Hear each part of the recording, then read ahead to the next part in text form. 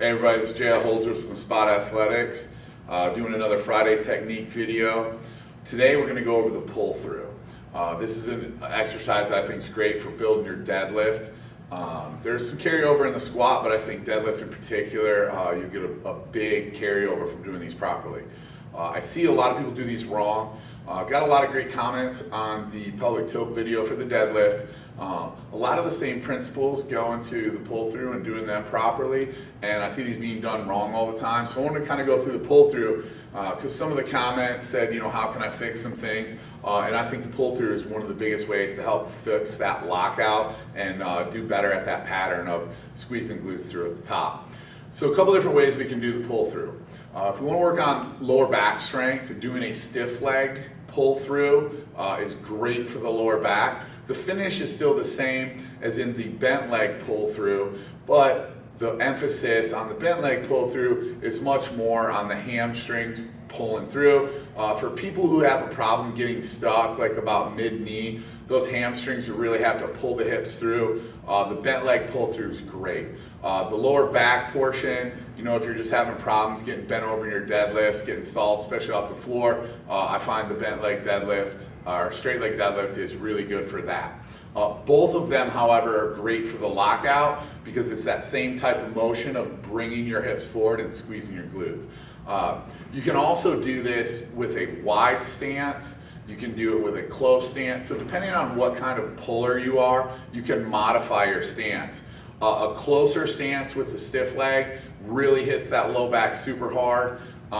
If you go wide stance with the bent leg, it's better for some of the sumo pullers. So you can modify it. You can do bent leg close if you want. This is still great for conventional pullers, but modify your stance in your pull through to help the style of deadlift that you're going to use in competition.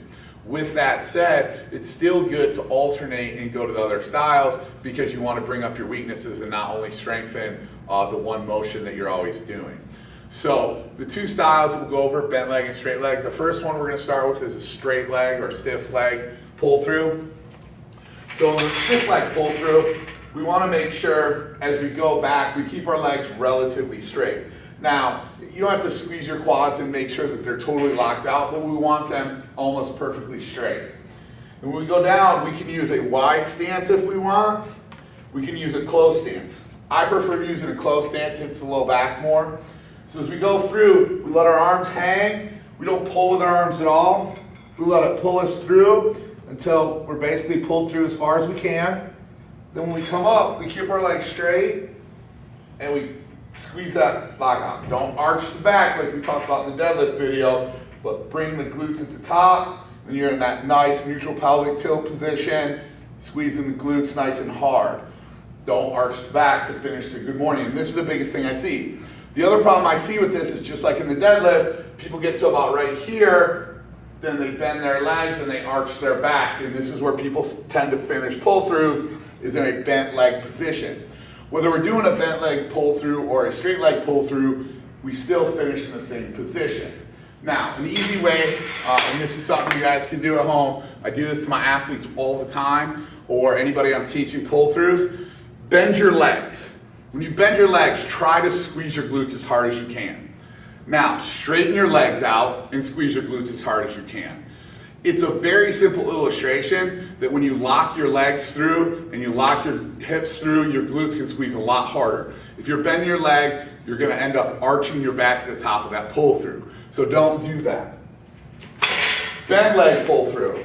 Now, in this one, there's two variations of the bent leg.